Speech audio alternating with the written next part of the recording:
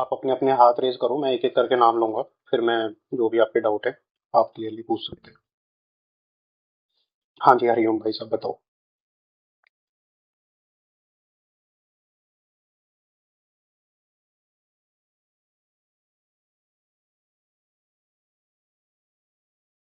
नमस्ते सर। नमस्ते। सर मेरा जीएस 1 2 3 कंप्लीट हो गया है सर। हम्म। सर मैं टेस्ट लगाता हूँ विजन का। हम्म, सर उसमें नंबर सर बहुत, मतलब सर बहुत आता ही नहीं है सर। सर 20 मेंस का नंबर, 30 प्रीलिम्स का? नंबर सर फ्री का। तो प्री का सिलेबस तो अलग है, GS 1 2 3 4 जैसा तो नहीं है। GS 1 2 3 4 तो मेंस सर का सिलेबस है। सर जैसे कि मतलब सर जैसे पॉलिटी करा, पॉलिटी का लगा दिया सर, इकोनॉमिक्स करा, जियोग्राफी करा।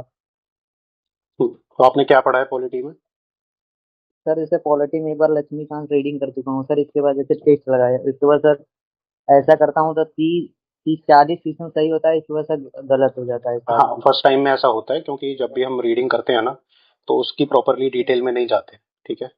तो अभी आपके पास क्या उपाय है? ये उपाय है कि जो भी आपके 60 क्वेश्चन गलत हो जा रहे हैं ना, 60 70, उन पे आप फोकस करें, फिर किताब में जाके देखें वो कहाँ, मतलब कहाँ पे है किताब में। अगर किताब में नहीं है तो उन्हें अलग से नोट करके लिख ले एक कॉपी में कि हाँ भाई ये क्वेश्चन आया था, मेरा गलत हो गया। ऐसे कर करके अब मान लो आपके लेट से 200 क्वेश्चन गलत हो गए, तो 200 क्वेश्चन आपने बना लिए, लिख लिए, तो वो 200 क्वेश्चन अगर वो दोबारा आएंगे किसी टेस्ट में तो वो गलत नहीं होंगे।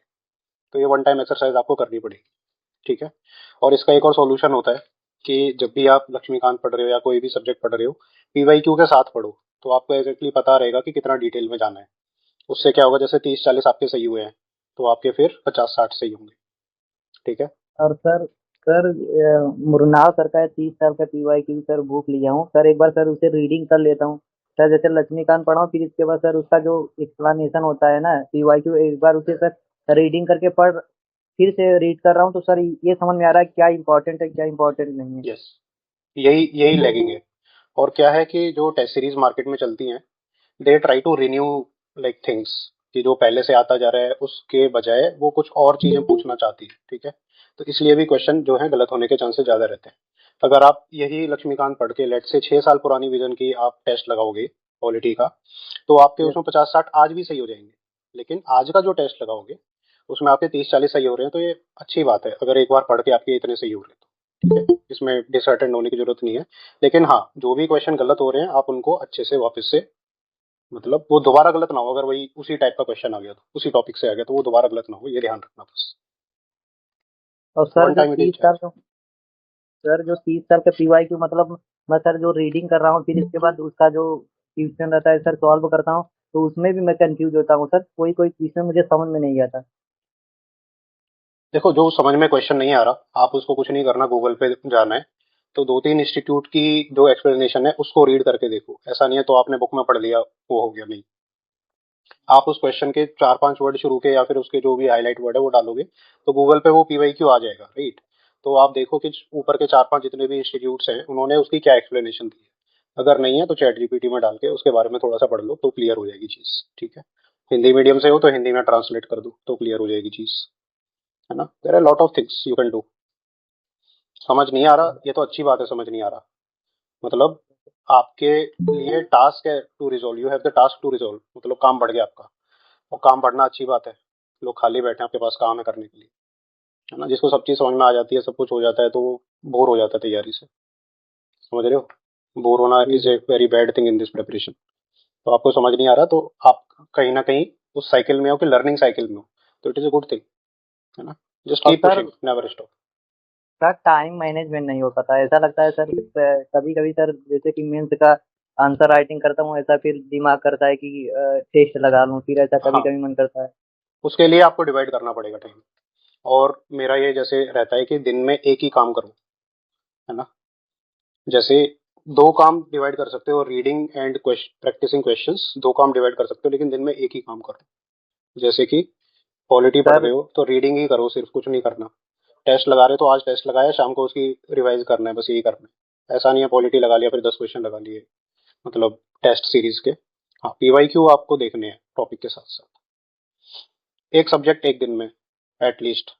और मेरा तो ये रहता है कि दो दो हफ्ते 3 हफ्ते तक एक ही सब्जेक्ट पढ़ो, ताकि उस सब्जेक्ट की डेप्थ तक जाओ, आप आपको सपने में वो सब्जेक्ट आने लगे, तब जाके उस सब्जेक्ट की अंडरस्टैंडिंग बढ़ती है। सर जैसे 2 घंटे सर वो ऑप्शनल रीडिंग कर सकता हूँ? जी सर।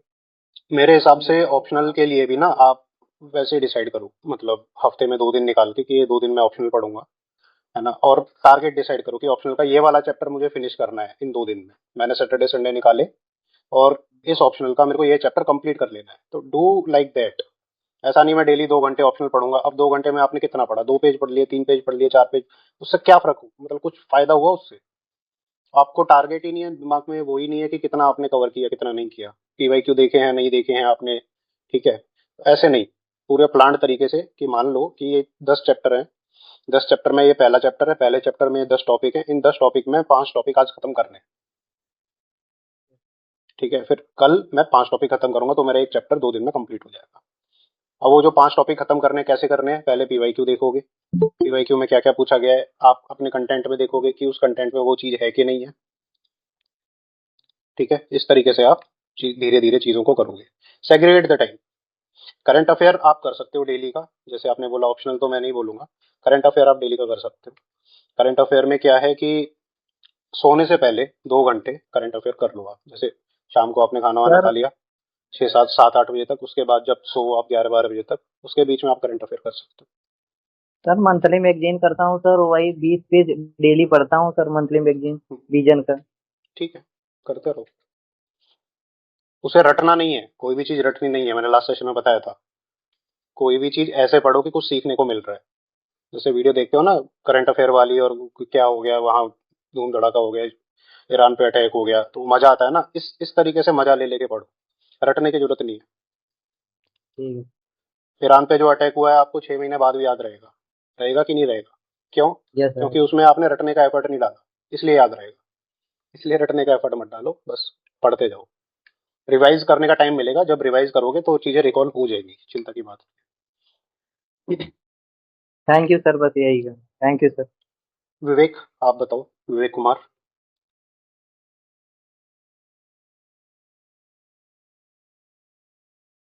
जी, good evening sir. Good evening.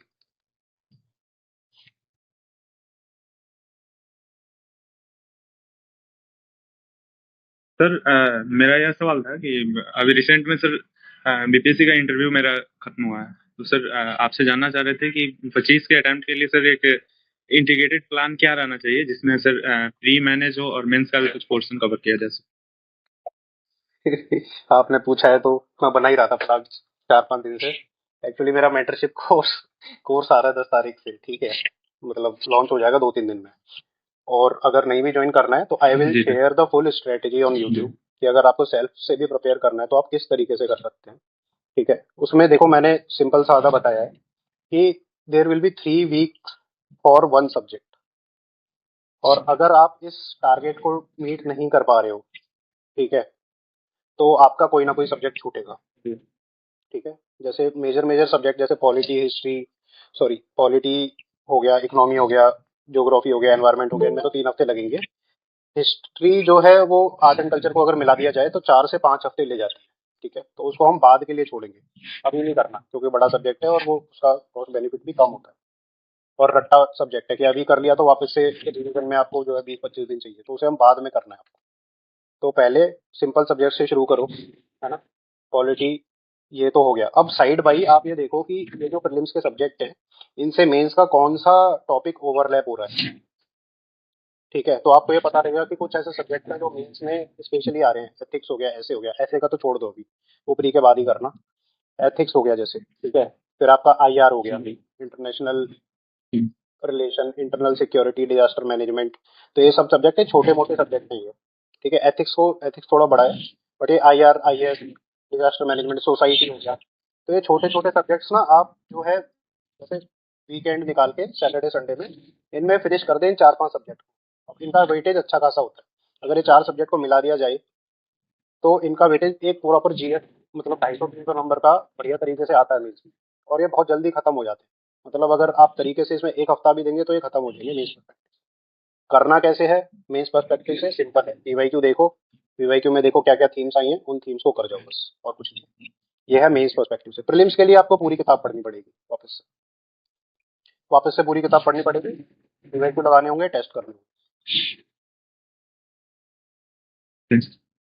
तो मैंने सर बता दिया आपको जो कि 3-3 मेंटरशिप हफ्ते। प्रोग्राम आने वाला है, पूछो। जी सर पूछ रहे थे कि सर जो मेंस का मेंटरशिप प्रोग्राम आने वाला है सर, वो दोनों कंबाइंडली कवर होगा या फिर पहले प्री फोकस्ड होगा नहीं या नहीं, ऐसा नहीं मैनेज? है। देखो, इसमें जो उसके बारे में। 3 वीक्स का टाइम दिया है, उसमें जैसे पॉलिटी प्री के लिए कवर करेंगे अपन, ठीक है। उसमें जो पॉलिटी की थीम्स हैं, मैंने जो पीवाईक्यूज हैं उनको थीम वाइज लगाया है, ठीक है। और वो थीम कवर होंगी, जैसे कि कंपैरिजन बिटवीन कॉन्स्टिट्यूशन, जी India constitution, UK constitution, US constitution, France constitution, ठीक है। चाइना का भी आ सकता है सवाल। तो ये 4-5 जो मेजर मेजर कंट्री हैं, इनके कॉन्स्टिट्यूशन और इंडियन कॉन्स्टिट्यूशन में क्या अंतर है? अब आपको ये लगेगा कि ये तो प्री रेलेवेंट नहीं है, लेकिन आप देखोगे लगभग हर साल क्वेश्चन आता है इससे, लगभग हर साल आता है मेंस में। तो इस टॉपिक को अलग से कराने में क्या जाता है, उसकी क्लासेस मैं अलग लूंगा, जो जो टॉपिक्स डिफरेंट हैं और जो सेम भी हैं। जैसे कैग है, कैग पे हर दूसरे साल क्वेश्चन आता है, every second year there is a question of CAG. तो कैग तो हम प्री में पढ़ेंगे ही, लेकिन इसका मेंस में आंसर कैसे लिखना है? अब प्री के लिए हम पढ़ते हैं कैग क्या है, वो क्या करता है, ठीक है, उसके क्या फीचर्स हैं, कैसे अपॉइंट होता है, कैसे उसका रिमूवल होता है, ठीक है, ये पढ़ते हैं प्री में। लेकिन मेंस में क्या आएगा? जी मेंस में आएगा कैग कितना इंपॉर्टेंट है, कैग में क्या कमियां हैं, उन कमियों का सुधार कैसे होगा, ठीक है। तो उसकी क्लास अलग लेनी होगी, राइट। तो I have divided the all the things pre and mains into different sessions, कि जैसे मेंस की अलग से 12 क्लास होंगी और प्री की अलग से 15 क्लास होंगी, ठीक है। तो मेंस का तो मैं पूरा पूरा पर जी पीवाईक्यू बेसिस पे बहुत अच्छे से कराऊंगा, ठीक है। लेकिन प्रीलिम्स का सिलेबस इतना ज्यादा है कि उसकी टीचिंग पॉसिबल है ही नहीं, और मैं चाहता भी नहीं कि आपको टीचिंग मिले, मैं चाहता हूँ आपको गाइडेंस मिले, ये ताकि आप खुद से कर पाओ उस चीज को। तो मैं चैप्टर वाइज चैप्टर बताऊंगा, कि जैसे ये चैप्टर 1 है, ये चैप्टर 2 है, ये चैप्टर 3 है, मान लो हिस्टोरिकल अंडरपिनिंग है, तो इसको किस तरीके से कवर करना है। अगर आप खुद से करोगे तो पूरा दिन ले लोगे, लेकिन अगर मेरे गाइडेंस के बाद करोगे तो 2 घंटे में कंप्लीट होगा वो चैप्टर, क्योंकि यू विल नो कि वेयर टू जी focus upon, where from where the questions are coming from. अब मेरे को कैसे पता where the questions are coming from? भाई 8 साल से दे रहा हूँ, ठीक है, और 8 साल से पेपर तो दिए ही है, उसके उसके पहले जो टेस्ट सीरीज करी है, 40-40 टेस्ट 50, वो भी करे, तो I know exactly from which line the question can come. तो वो मैं गाइडेंस दूंगा आपको लाइन बाई लाइन, ये इंपॉर्टेंट है, ये इंपॉर्टेंट है, इसको ऐसे रखना है, इसको ऐसे रखना है, कहीं पे न्यूमोनिक्स है तो न्यूमोनिक्स कैसे बनाने हैं, ठीक है। तो ड्यूरिंग क्लासेस ही रहता, ठीक है। ठीक इस तरीके थैंक से यू प्रोग्राम पूरा चलेगा और सारी सब्जेक्ट्स कवर होंगी इसमें। मैं प्लान शेयर कर दूंगा, 2 दिन रुक जाओ बस, ओके ठीक है। My website and application is in development right now, तो 2 दिन में सारा लाइव हो जाएगा।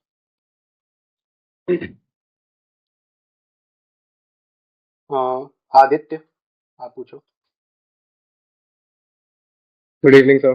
Good evening. So I'm an aspirant who is going to attempt his paper in 2026. ठीक So है, according to you, what should be my plan? Because right now I'm focusing on completing my NCRTs. Like I've completed almost every of my NCRT except the history ones because that is a kind of bulky. Also, since my optional will be history, so I'm thinking कि मैं उनको बाद में कर लूँ, थोड़ा सा बाद में कर लूँ, साथ में उनके. So right now, almost all of my NCRTs are completed. Plus, side by side, I'm taking coaching from Vision IAS as well. तो I wanted to ask you कि एक बार जैसे अगर मेरा अभी ये खत्म हो जाए तो जनवरी से मैं should I just focus on my optional कि मैं पहले अपना ऑप्शनल करूं because history itself will be a very बल्कि ऑप्शनल टाइम कंज्यूमिंग बहुत होगा और should I focus on the GS part eco polity and all. आपका कोचिंग का स्केड्यूल क्या है? सर सुबह होती है 9 से 12, कभी कभी डबल क्लासेस भी होती है तो 4 बजे तक चलती है. मतलब कौन कौन सी सब्जेक्ट कवर हो गई है उसमें? अभी साइंस एंड टेक. क्या आप साथ में पढ़ रहे हो? हाँ मतलब मैं ट्राई करता हूँ कि कोचिंग के बाद जो एनसीईआरटीज बची हैं वो मैं कर लूँ एंड देन जो कोचिंग में पढ़ाया जाता है उसको रिवाइज कर लूँ जितना हो पाए. तो अभी तो साइंस एंड टेक पूरा हुआ है. देन इकोनॉमिक्स चल रही है. I guess more than 50% cover हो गई है. ज्योग्राफी इज ऑल्सो, ज्योग्राफी भी चल रही है अराउंड 50% वो भी कवर हो गई है. Then at the same time polity अभी जस्ट स्टार्ट हुई है. मतलब आपका कोर्स का टाइम कब है फिनिश होने का? मेरा कोर्स अभी हो जाएगा सर, ये जुलाई में खत्म हो जाएगा 2025 के जुलाई से पहले इनफैक्ट. तो मैं आपको एक चीज सजेस्ट करता हूँ, ठीक है। यस. भसड़ मत मचाओ, कोचिंग में जैसा चल रहा है वैसे फिनिश करते जाओ। ठीक है। From July there will be enough time to prepare for your optional, even if you give 3 months, even if you give 4 months, 4 महीने भी आप दोगे ना तो आपका नवंबर तक कंप्लीट हो जाएगा, राइट। अक्टूबर एंड तक कंप्लीट हो जाना है ऑप्शनल, 4 महीने, और प्रॉपर नोट्स के साथ बहुत बढ़िया तरीके से होगा। उसके बाद कोई काम नहीं है आपके पास अगले नवंबर से लेके और मई तक प्री के प्रिपेयर करने के अलावा। क्या समझे? अगर आप मान लो अभी अपना ऑप्शनल में जनवरी से फोकस करो लेट्स से, तो आपकी क्लास हैम्पर होंगी, आपका जो है जीएस हैम्पर होगा, बहुत सारी चीजें हैम्पर होंगी। तो just be patient, go with the flow of the coaching. पैसा खर्च किया तो उसका पूरा वसूल करो, ठीक है। So, but I talked to some of my friends, मतलब जिनके जानने वाले हैं, who have done their coaching from history optional, तो वो बोलते हैं कि it's gonna take a minimum of 6 to 7 months at least, इतना बल्कि है कि, तो is it really the case? नहीं, ऐसा नहीं है। देखो सिलेबस तो बहुत कुछ होता है। अगर मैंने आपको सोशियोलॉजी का सिलेबस दिखा दिया और उसमें every detail if you want to go, there will be a lot of things, but do one exercise. जैसे मैंने पिछले साल वीडियो बनाई है, मैं वापस से बना दूंगा उसे, कि ऑप्शनल को कवर किया कैसे जाए कि 2 महीने में कंप्लीट हो जाए, ठीक है। एक्सेप्ट मैथ ऑप्शनल, वो हर ऑप्शनल में अप्लाई है, ठीक है। उसमें क्या है कि जैसे मैंने बोला कि लेट से पेपर 1 है, उसमें कितने चैप्टर हैं आप बताओ हिस्ट्री में? आपने सिलेबस तो देखा होगा। अभी देखा था, बट ऐसे मेरे को याद तो नहीं है। बेसिकली तो पूरा इंडिया का ही है वो। द सेकंड हाँ पेपर इज वर्ल्ड हिस्ट्री। हाँ, ठीक है, let say 15 chapters, there are 15 chapters, right. And in each chapter there might be like say 5 topics, मतलब एवरेज बता रहा हूँ मैं, किसी में ज्यादा होंगे किसी में कम होंगे। अब उन 5 टॉपिक्स पे से आप ये देखो कि पिछले 10 to 15 ईयर्स में कितने क्वेश्चन आए हैं, ठीक है। टॉपिक 1 से कितने आए हैं, टॉपिक 2 से, then you will be able to realize कि इस टॉपिक से तो लेट्स से पिछले 10 साल में 5 क्वेश्चन आए, दूसरे टॉपिक से एक एक आया, तीसरे टॉपिक में एक भी नहीं आया। तो which topic is important, that topic is important from the 5 questions have come, understood. और जिसमें एक भी नहीं आया या जिसमें एक आया है, you just have to skim through it, इतना कर लो कि 250 वर्ड लिखे हो। बात सही समझ में? अब जितनी भी तुम्हारी बुक्स हैं, जितनी भी तुम्हारी वो हैं, उन्हें छांट छांट के सिर्फ इतना पढ़ना है कि तुम्हें उस टॉपिक के अगर 5 क्वेश्चन आए तो ये 5 क्वेश्चन में मेरे 250 वर्ड कंप्लीट हो रहे हैं कि नहीं हो रहे। That means for every chapter you just have to read 50 to 60 pages of that particular book, ठीक है। या फिर उसमें आप छांट छांट के सिर्फ इतना अपना एक्सट्रैक्ट कर रहे हो मटेरियल जितना आपको लिखना है। With that I can say that with in 2 days you can complete 1 chapter, and if there are 15 chapters within 1 month you can complete your paper 1 with notes। And sir, दो जैसे आपने बताया कि 2 महीने में कर लोगे, तीसरे महीने में एक बार रिवाइज करोगे, चौथे महीने में 2-3 बार और रिवाइज कर लो। I give you 5 months time, right. जुलाई, अगस्त, सितंबर, अक्टूबर, नवंबर, right. You can complete it, don't worry about it. And sir, and side by जो साइड जैसे ऑप्शनल चल रहा है, तो टेस्ट सीरीज एंड ऑल वो भी चालू रखनी पड़ेगी ना, वो तो फिर फॉर द हाँ, मेन। मतलब जब आप ऑप्शनल करोगे ना तो उसी टाइम टेस्ट सीरीज लेना। अगर टेस्ट सीरीज आपको वैसे लिखनी है, पेड टेस्ट सीरीज लेनी है तो जब ही करना। बट आई वुड सजेस्ट कि टेस्ट सीरीज भी लेने की क्या जरूरत है, प्रीवियस ईयर टॉपर्स के आंसर कलेक्ट करो, ठीक है। और जो भी जैसे मैंने बताया ये जो टॉपिक्स हैं, उन टॉपिक्स पे कोई भी क्वेश्चन टॉपर ने कैसे लिखा है, try to make your notes in that form only, कि अगर वही क्वेश्चन आ जाए तो आप ऐसे लिखोगे उसे जैसे अपने नोट्स में लिखा है, राइट। अगर आप अभी जैसे मान लो आपने कोचिंग ज्वाइन करी, लेट्स से हिस्ट्री की, बालियान करी या कोई भी करी, अब वो जो नोट्स लिखाएगा वो नोट्स को आप अगर एग्जाम में जाके लिखोगे ना, 0 बट्टे सन्नाटा मिलेगा, मतलब 2-3 नंबर देके टर्की कर देगा। क्यों? क्योंकि वो काफी इलेबोरेट नोट्स, बहुत अच्छे टीचर है, मतलब मैं वैसे नहीं कह रहा, बट जो भी क्लास नोट्स होते हैं ना, they are not means relevant, they are understanding relevant, आपको समझ में आ जाएगा।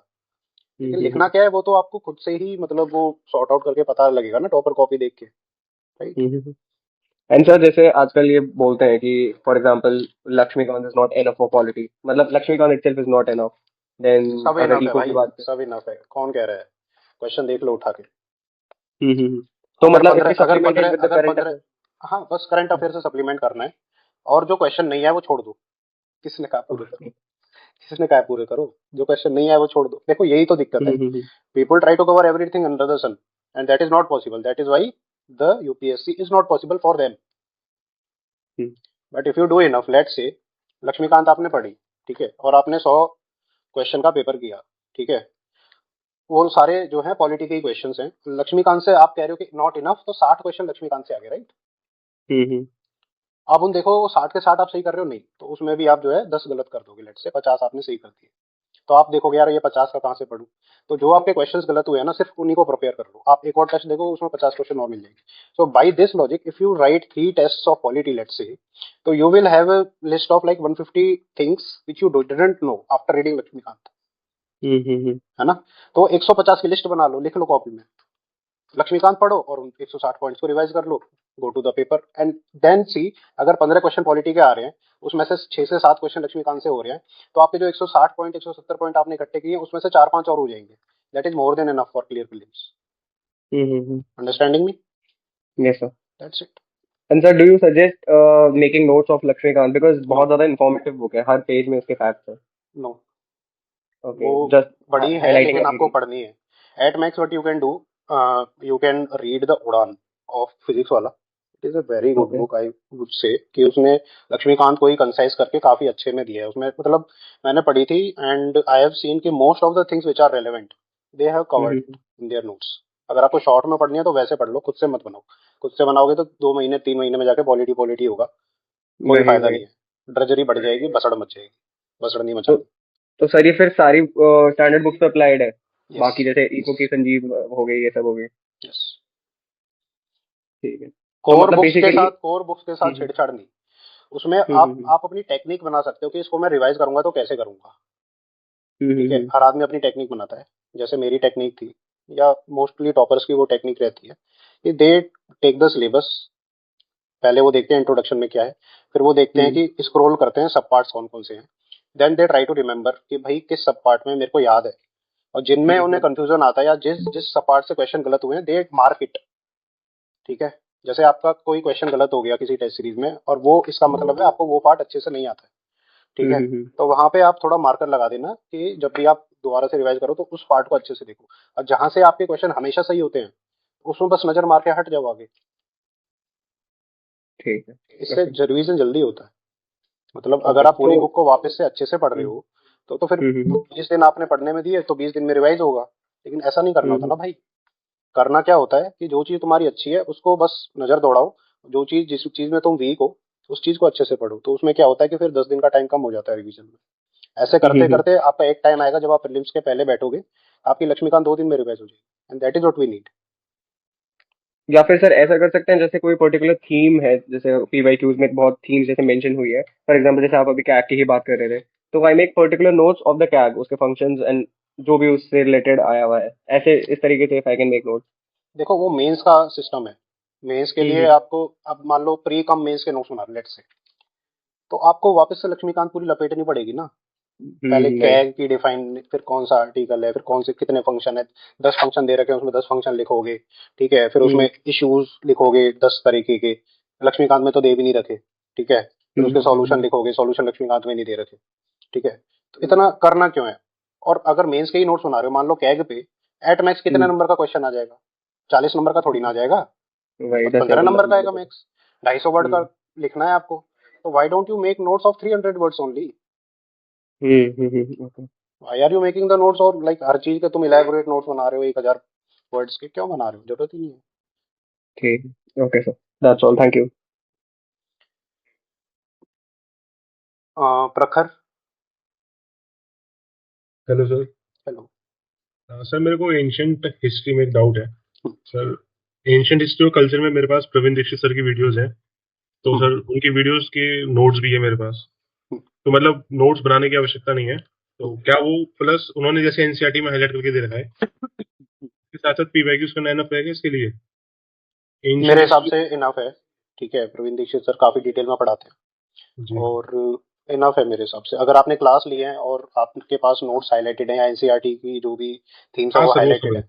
I think that is more than enough for GS prelims, और उससे ज्यादा नहीं सर चाहिए।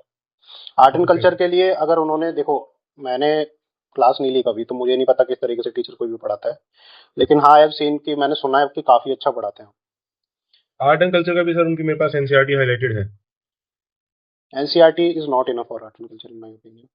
Okay sir. हाँ, उसके लिए या तो फिर आपके पास नोट्स हो आर्ट एंड कल्चर के, या फिर नितिन सिंघानिया मेरे हिसाब से ठीक है। हाँ, उसके कुछ सिलेक्टेड चैप्टर्स. हाँ। और सर ये पूछना था, जैसे घटना चक्र, मतलब 2 सवाल है क्योंकि सर नेक्स्ट ईयर यूपीपीसीएस भी देना है मेरे को, तो क्या घटना चक्र मतलब ऑब्वियसली हेल्प करेंगे प्रीलिम्स में। बिल्कुल। तो सर उनके नोट मेकिंग से, जैसे आईपैड यूज करता हूँ मैं, हम्म, तो उससे पहले समरी होती है, क्वेश्चन से पहले समरी देते हैं वो घटना चक्र वाले। हम्म, तो अगर उनके स्क्रीनशॉट लेके ऐसे नोट्स बना लूँ आईपैड पे, तो बहुत क्या बढ़िया रहेगा, बहुत बढ़िया रहेगा, बिल्कुल बना जल्द सकते हो। टाइम बच जाएगा।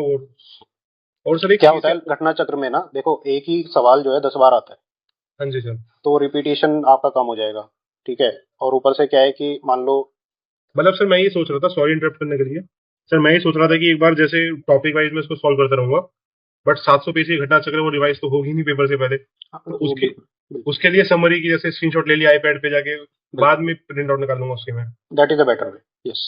ठीक है सर। लेकिन फिर भी जब भी आपका यूपी का पेपर आए कभी, जी सर। तो उसके 1.5-2 महीने पहले सारी जी घटना चक्र एक बार निकाल लेना आंखों के नीचे से। हाँ, और सर आई थिंक यूपीएससी में भी हेल्प करेगा ये घटना चक्र थोड़ा, डेफिनेटली, जो घटना कोर चक्र तो बहुत ही सब्जेक्ट। बढ़िया चीज है, बहुत ही बढ़िया चीज है। लोग वर्कबुक खरीदते हैं मार्केट से, मैं कहता हूँ वर्कबुक की जगह घटना चक्र खरीद लो, उसी को कर जाओ। अब लोग कहते हैं उसमें फैक्ट टाइप के सवाल रहते हैं, भाई कोई बात नहीं, इस बार सर सवाल आया था आर्टिकल 109 110 में, किसने घटना चक्र पढ़ी थी तो डिफरेंस पता होता है 109 110 में। घटना चक्र पढ़ने से आपके, चाहे किसी भी ईयर का पेपर आ रहा है, चाहे 2023 का ही पेपर है, अगर जी आपने घटना चक्र पढ़ी है, तो you feel confident about everything, कि भाई एग्जैक्टली। मुझे आता है, कहीं ना कहीं वो नॉलेज काम आती है। You get a edge of 10 to 20 marks easily if you have बिल्कुल। रेड घटना चक्र, क्योंकि फॉरेस्ट में सर काफी हेल्पफुल हो हाँ, जाएगा। घटना चक्र से एक बहुत बढ़िया चीज होती है, मैं आपको बताता हूँ। उससे ना सिलेबस एग्रीगेशन हो जाता है माइंड में, if you are reading that. Yes, index ऐसे दे रखा है इसमें। यस। उसके बाद आप कुछ भी पढ़ोगे ना, आप न्यूज़पेपर भी पढ़ोगे, तो वो जो इन्फॉर्मेशन है वो खांचों में जा रही है, मतलब उन बॉक्सेस में जा रही है जो आपने बनाए हुए हैं माइंड में, जी उससे फायदा मिलता है। People are not realizing that, वो बसड़ में पढ़ते हैं, जी। और वो बहुत क्लैरिटी दे देती है घटना चक्र हाँ करने सर, में। मैं मानता हूँ इस बात को। तो यही सर है एक घटना आखिरी मेरा चक्र में। डाउट है करंट अफेयर से रिलेटेड, प्रीलिम्स के पॉइंट ऑफ व्यू से। सर सोर्सेज में बताना चाह रहा हूँ sir, PT 365 plus sir Vajiram के करंट अफेयर्स के टेस्ट आते हैं। 10-12 टेस्ट आते हैं, दस यस। बारह टेस्ट आते हैं। ये दोनों सर प्राइमरी सोर्स रहेंगे। और सर एक टारगेट यूपीएससी में सुदर्शन सर है, उनकी मैराथन वीडियो आती है 10-12 घंटे की, पेपर से पहले आखिरी में वो। तो क्या सर ये सफिशियंट रहेगा, या ज्यादा मैं कर रहा हूँ कुछ इसमें? देखो ये जो करंट अफेयर के जो क्वेश्चंस आ रहे हैं, जी ये आपके पास कब अवेलेबल हो, सर, ये तो जो मतलब किसी दोस्त ने ली हुई है उसका टेस्ट सीरीज, या फिर जब सर वो मैनेज हो ऑन, जाएगा सर, वो मैनेज हो जाएगा अभी भी। अब मतलब अगर मतलब चाहो तो मेरा वीडियो। कहने का मतलब है कि लास्ट के 3 महीने पे मत छोड़ो करंट अफेयर्स। ठीक है, पहले से करते रहो। हाँ, ओके। पीटी 365 आएगी बाद में, और पीटी 365 बसड़ है, बिल्कुल।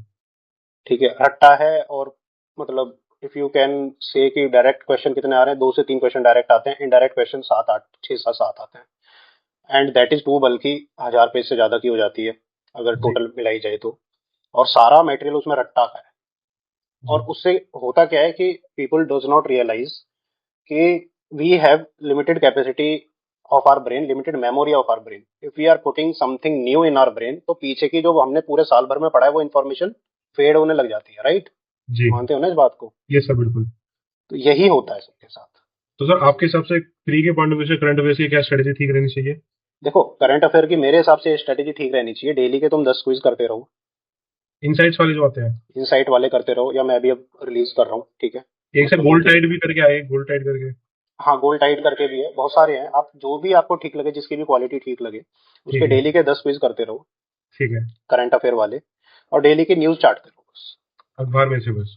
अखबार में से चाट ली, या फिर जो है ये इनसाइट की जो आती हैं डेली की, जी उसको देख लिया, या फिर जो है विजन भी शायद डेली की निकालता है, उसको देख लिया। तो डेली डेली करते रहो, उसके बाद क्या है ना कि वो कहीं ना कहीं माइंड में, सबकॉन्शियस में बैठ जाती है। ठीक है सर। जब उसको रिवाइज करते हैं बाद में ना, तो इतना बर्डन नहीं लगता है कि भाई ये क्या पढ़ रहे हैं अपन। बट सर रिवाइज पीटी के थ्रू ही करना है अपने को। जरूरी नहीं है, मैंने जरूरी पीटी नहीं। कभी नहीं पढ़ी, सर एक जैसे सर बहुत अगर सारे लोग नहीं पढ़ते। अगर तो आपका मोस्टली, मेंटरशिप प्लान लेते हैं हम, तो क्या उसमें ये करंट अफेयर्स वाला एक्सपेक्ट रहेगा? Yes, I will be providing current affairs. और उसमें क्या है कि शॉर्ट में है, मतलब वीडियोस रहेंगी, जैसे डेली की 1 घंटे की वीडियो टाइप्स, जी। इस तरीके से रहेगा पूरे साल का, मतलब। ठीक है सर। हाँ, तो अभी से तो मैं वीडियो लेना शुरू करूंगा, लेकिन जून जून से लेके और जो अपना अक्टूबर तक है, उसका मैं बंच में प्रोवाइड करूंगा, ठीक है सर। डेली वाइज नहीं है। उसका एक ही साथ मैं रिकॉर्डेड में दूंगा, क्योंकि वो अभी मैंने किया ही नहीं है, राइट? ठीक है सर। Thank you sir. मतलब करंट Really, अफेयर sir? मजे के लिए पढ़ना है, current affair is not a task that you have to do, मेरा कहने का मतलब ये है। गॉट तो इट आपने क्या बना लिया कि चेकलिस्ट बना लिया, टास्क है जो मेरे को करना है एग्जाम निकालने की। No, this is not a approach for current affairs specially. Okay, thank you sir. Good evening sir. Good evening. Sir एक चीज पूछना था, जैसे कि पहले मैंने आपसे पूछा हुआ था कि जीएस और करंट अफेयर को कैसे ग्रो करें, तो आपने कहा था कि आप मॉर्निंग में जीएस कंप्लीट करिए और रात में जो करंट अफेयर करिए, तो वैसे तो अच्छा हो रहा था। और पहले जो मैं पूरा दिन करंट अफेयर पढ़ रहा था और दूसरा बहुत अच्छा चल रहा था। हाँ, लेकिन सही सर सही। उसमें चीजें सर जी हाँ, हाँ बहुत अच्छा होगा सर। तो उसमें दो तीन चीजें हैं। जैसे पहला क्वेश्चन मेरा कि सर मैपिंग के लिए इसमें जो मुझे यूपीपीसीएस देना है, मतलब मेरा सही है जीएस, तो उसमें मैं सर मैपिंग को कैसे, मतलब नहीं समझ में आ रहा है कि क्या इसके लिए कुछ अलग से कुछ देखना होता है या वही जो एटलस है उसी को घुमा घुमा के देखना होता है, उसमें क्या क्या देखना है? पहला क्वेश्चन सर ये है कि कैसे मैपिंग को कैसे, मतलब समझ नहीं आ रहा आप लोग के क्या देखो मैपिंग को बना रखा हुआ सही बात बताऊं, 3 साल पहले कोई बात नहीं करता था मैपिंग की। यूपीएससी ने 3 क्वेश्चन डाले, 3 क्वेश्चन अगले साल डाल दिए, और भाई मैपिंग की क्लास आने लगी, मैपिंग के अलग से कोर्स चल रहे 4-4, 5-5 हजार के। हाँ, कुछ नहीं है, मैं आपको बताता हूँ। गूगल पे आप ये वर्ल्ड का पॉलिटिकल मैप डाउनलोड करो। ये जितनी भी भसड़ है ना मैपिंग की, ये बचाते हैं फिजिकल मैप। फिजिकल मैप समझ में आते नहीं, आप हो जाते हो कंफ्यूज। जी पॉलिटिकल मैप डाउनलोड करो अच्छे रिजोल्यूशन का, ठीक है, पीडीएफ मिल जाती है। और उसमें कॉन्टिनेंट बाई कॉन्टिनेंट आप जाओ।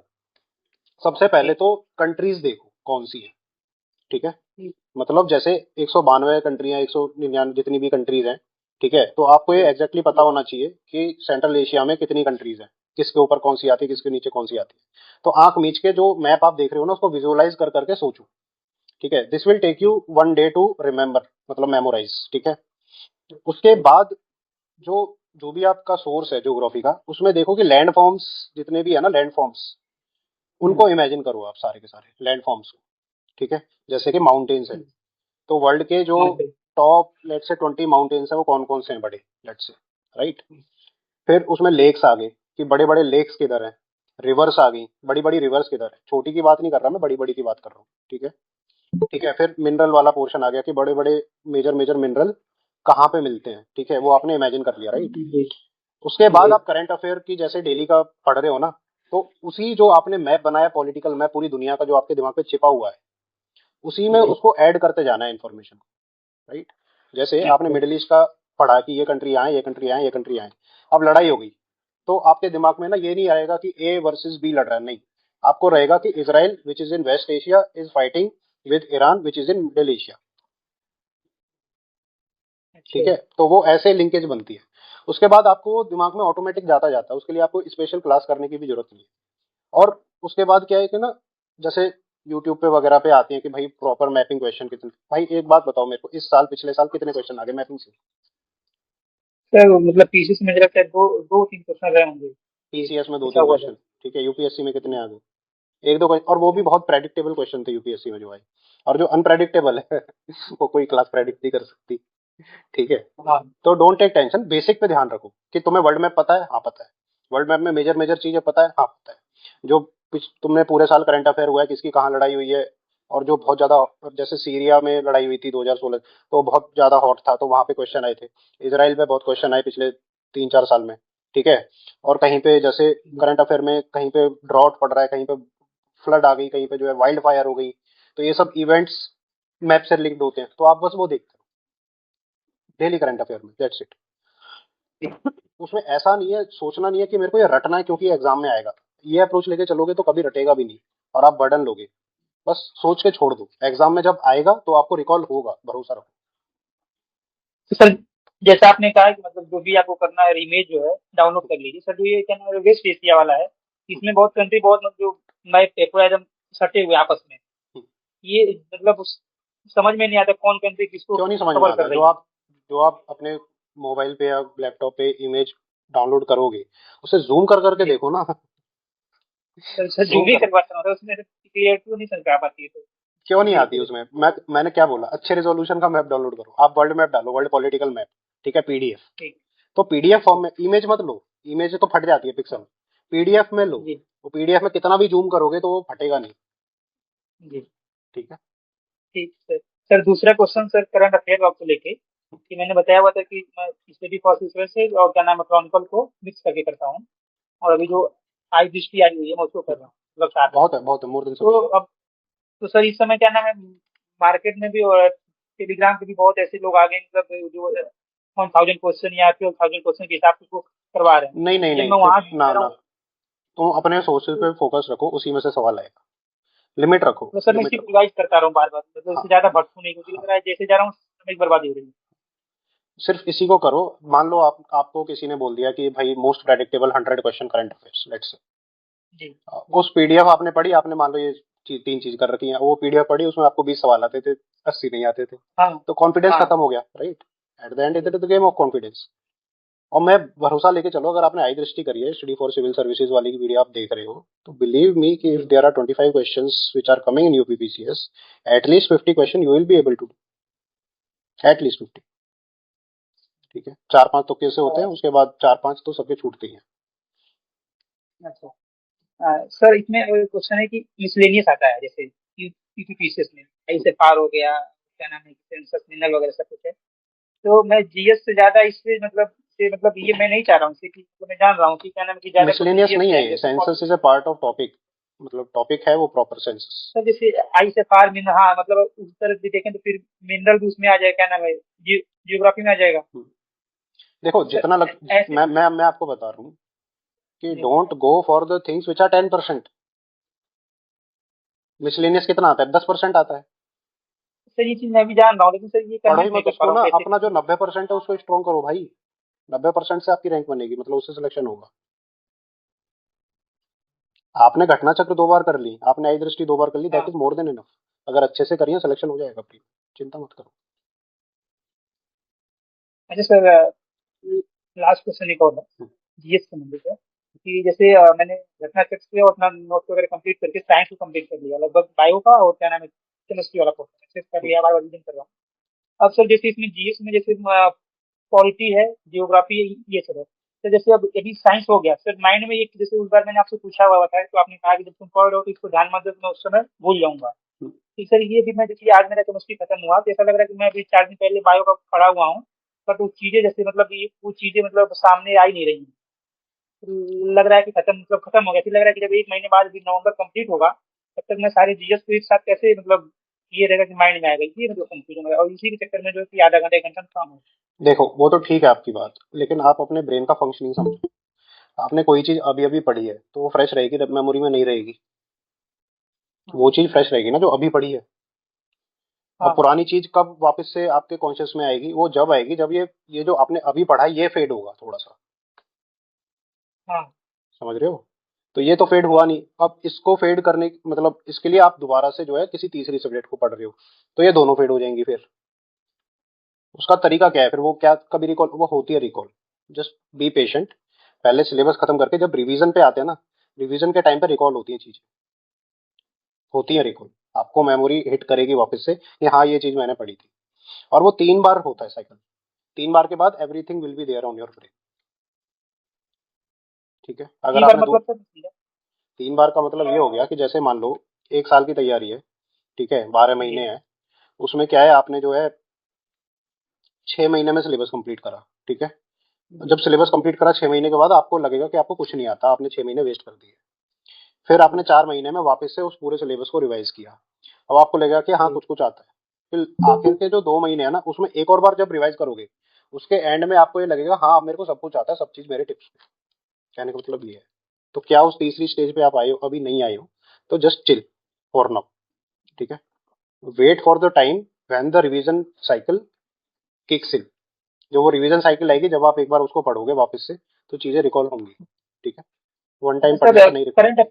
करंट अफेयर में जैसे जो चीज मैं भूल रहा हूँ या फिर जो चीज कंफ्यूजिंग वाली है, जैसे कुछ चीजें होती हैं कि मतलब कंफ्यूजन हो रही है, तो क्या उसको अलग अलग करके नोट डाउन करना, मतलब ये सही है क्या, हाँ कर सकते हो, समझ बिल्कुल में कर आएगी? सकते हो। शॉर्ट मतलब उसमें कॉपी में जो जो चीजें कंफ्यूजिंग लग रही हैं, जिसमें आपको लग रहा है कि ये रटने में दिक्कत हो रही है, उन चीजों को लिख के हाँ कुछ निमोनिक बना के बिल्कुल रट सकते हो। लेकिन उसको वही है कि मतलब जैसे एक कॉपी बना के उसमें एरर नोट टाइप बना लो कि हाँ भाई मेरे को ये चीजों में दिक्कत आ रही है, तो ये चीजें आप अलग से उनके नोट टाइप बना रहे हो, वो करने हैं। Okay, thank you.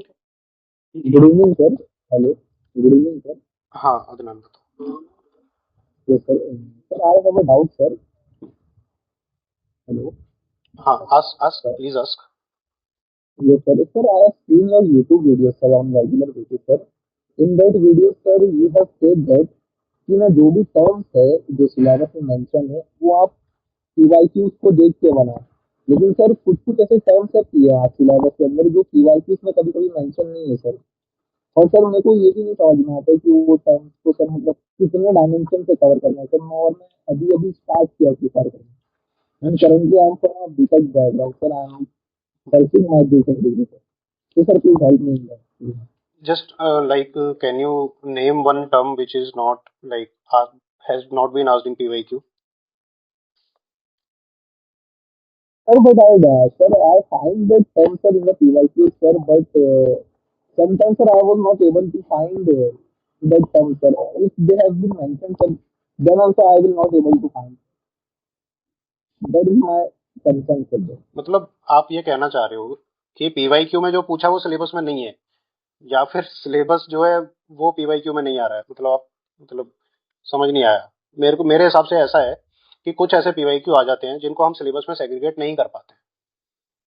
ठीक है, सिलेबस तो क्लियरली डिफाइंड है, सिलेबस में तो everything is like clearly understandable कि भाई हाँ ये टॉपिक है तो ये क्वेश्चन इस पे आ सकता है। लेकिन कई बार क्या होता है, PYQ ऐसे क्वेश्चन ऐसा आ जाता है यूपीएससी में कि हम ये डिसाइफर नहीं कर पाते कि उसे सिलेबस के किस खांचे में डालें। ठीक है, जैसे कि आ गया कि मान लो एक क्वेश्चन आ गया कि what are the new technologies in irrigation systems, let's say, right. अब उसे तुम एग्रीकल्चर में डालोगे या फिर तुम उसे साइंस एंड टेक में डालोगे? कंफ्यूजन हो गया।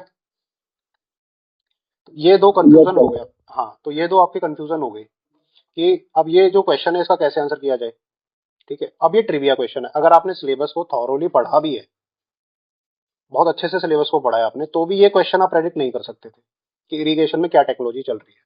लेकिन अगर आपने थोड़ा सा भी ज्योग्राफी में वाटर शेड मैनेजमेंट पढ़ा है, ठीक है, तो टेक्नोलॉजी ही यही है। क्या technology? Drip Yes, sir, irrigation, I am precision basically yes. Agriculture, precision agriculture. ठीक है, तो मतलब यही टेक्नोलॉजी है। अब लोग कहेंगे कि क्या इसमें कुछ स्पेशल तिकड़म है? नहीं, कोई तिकड़म नहीं है। आप बस वाटर शेड मैनेजमेंट और कृषि जो वो कार्यक्रम है वो डाल के आओगे इसमें। ठीक है, और उसमें पर ड्रॉप मोर क्रॉप ये 4-5 तरह की स्कीम डाल के आओगे। ठीक है, और उसमें थोड़ी एंशियंट टेक्नोलॉजीज हमने यूज करी थी, जैसे जोहड़ वगैरह, तो ये तो आप पढ़ते ही हो प्रीलिम्स के लिए, राइट। तो ये सारी टेक्नोलॉजी आप उसमें डाल के आओगे कि we can use this is how you tackle the answers which are asked in the PYQ but are not directly coming from the syllabus। ऐसे बहुत सारे सवाल आते हैं। And sir, I have another doubt also, sir. Sir, you have said in your videos that you should have to practice around 500 questions for each subject. So, sir, can you please tell me the source from which can I understand and practice that MCQ, sir? Because I find so much of study IQ हो गया sir, जैसे vision हो गया sir, जैसे तो sir मुझे बहुत मिलते हैं सर। मेरे को बहुत कंफ्यूजन हो जाता है सर, और स्टैटिक डायनामिक सब मिक्स करके आ जाता है सर, तो समझ में नहीं आता सर। देखो, सोर्स ना आपको लिमिट करना है अपना, तो डिसाइड करो। देखो, खुद से पढ़ो पहले तो क्वेश्चन को, फिर ये देखो कि कौन से सोर्स से आपको करने हैं। Source are very wide. PW है, अब तो पीडब्ल्यू आईएएस के भी अच्छे सवाल आ रहे हैं। ठीक है, विजन आईएएस है, फोरम आईएएस है, इनके भी सवाल ठीक ठाक है। फोरम का कंटेंट थोड़ा मेरे को ना, एसएफजी मैंने लास्ट ईयर की देखी थी, आई एम नॉट सेटिस्फाइड एसएफजी से। उसके फुल लेंथ फिर भी ठीक थे। ठीक है, शून्य का कंटेंट अच्छा आ रहा है, बट शून्य आईएएस इज गोइंग, मतलब उसकी वही अप्रोच है कि मिसलेनियस चीजों को कवर करने का ज्यादा उसका मतलब बूटा है कि वो मिसलेनियस चीजों को सारी कवर कर देना चाहता है। लेकिन एग्जाम हमारा किससे निकलेगा? कोर चीज से निकलेगा, राइट। तो वो शून्य में कमी है, फोरम में थोड़ा पुराना हो गया। तो विजन आईएएस भी बहुत ज्यादा जो है मिसलेनियस चीजों को कवर करने लगा है। तो I think the safe bet is PW. मैं भी अपनी टेस्ट सीरीज डिजाइन कर रहा हूँ, जो मेरा मेंटरशिप है उसमें टेस्ट सीरीज में अलग से डाल दूंगा। ठीक है, यू कैन परचेज दैट। लेकिन सर ये सब सेकेंडरी है। सबसे बढ़िया सोर्स है पीवाईक्यू, सबसे बढ़िया सोर्स है। और जैसे भाई ने बताया घटना चक्र, आप घटना चक्र लो, घटना चक्र को करो और पीवाईक्यू को करो। आई थिंक दैट इज, घटना चक्र में ही यूपीएससी के भी पीवाईक्यू है। यू शुड कंप्लीट घटना चक्र फर्स्ट, और जब आप एग्जाम जैसे जिस ईयर में दो, उस ईयर में आप टेस्ट सीरीज के बारे में सोचना एंड गो फॉर लाइक जिस पे आपको ट्रस्ट है उस पे जाओ। मतलब विजन आईएएस भी ठीक है, कहने को तो सारी ठीक है, सब लोग मेहनत कर रहे हैं किसी, लेकिन मेरा मेरा कहने का मतलब यह है कि एक दो सोर्स से ज्यादा नहीं जाना है। अगर आपने विजन आईएएस की ले ली, दैट्स इट, विजन का ही पढ़ो और किसी का पढ़ना ही नहीं है। तो ये ही सर इसका सॉल्यूशन है, नहीं तो फिर बहुत ज्यादा क्वेश्चन हो जाते हैं। विजन विजन खुद 35 टेस्ट की टेस्ट सीरीज है भाई उसकी, 3,500 क्वेश्चन है। पीवाईक्यू आपने 3,000 ऐड कर लिए 30 साल के, ठीक है, 6,500 क्वेश्चन हो गए। फिर आप करंट अफेयर के एमसीक्यू कर रहे हो, 1,500 क्वेश्चन वो हो गए, तो 8,000 क्वेश्चन से ज्यादा आपकी कैपेसिटी ही नहीं है करने की। You do not have capacity, तो गो विद वन सोर्स, कोई भी ले लो। Sir, approximately how many questions should I practice for the prelims, sir? Prelims के लिए मैंने बताया जैसे तकरीबन मतलब पीवाईक्यू हटा दिया जाए तो 4,000 क्वेश्चन करने रहते हैं मिनिमम, और अगर पीवाईक्यू अपन को जोड़ दिया जाए तो 6,000 क्वेश्चन से ऊपर करने चाहिए।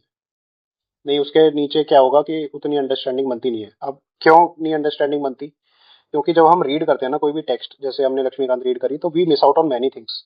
तो क्वेश्चन पढ़ते हैं, फिर वो क्वेश्चन गलत होते हैं, फिर हम वापस से जाके पढ़ते हैं, तब क्रिस्टलाइज होती है धीरे धीरे चीजें। तो एक ही टॉपिक को हम 10 बार रिवाइज कर लेते हैं इसी प्रोसेस में, तो वो क्रिस्टलाइज होती है माइंड में, तब जाके हमें समझ में आता है, जब जाके हमारा एग्जाम निकलता है।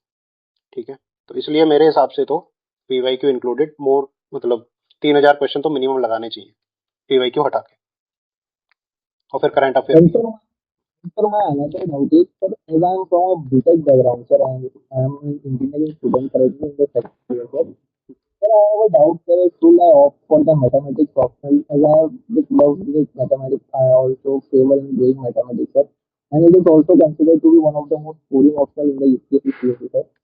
तो सर मेरे को कभी कभी सर लगता है कि मैं कहाँ से पढूं, क्योंकि सर मैं पीवाईक्यू देखता हूँ तो अभी मैं सेकंड ईयर में हूं, तो मुझे भी समझ में नहीं आता कि उसके क्वेश्चन मतलब कहाँ से पूछे, मतलब हायर हायर मैथमेटिक्स पूछता है सर वो, तो सर समझ हाँ, में नहीं आता सर कौन सी सोर्स से प्रैक्टिस करूँ। आपकी मैथ अच्छी और है। सर ये sir I have a good command in mathematics sir. ठीक है, मैथ अच्छी है तो देखो आपको हेल्प लेनी पड़ेगी।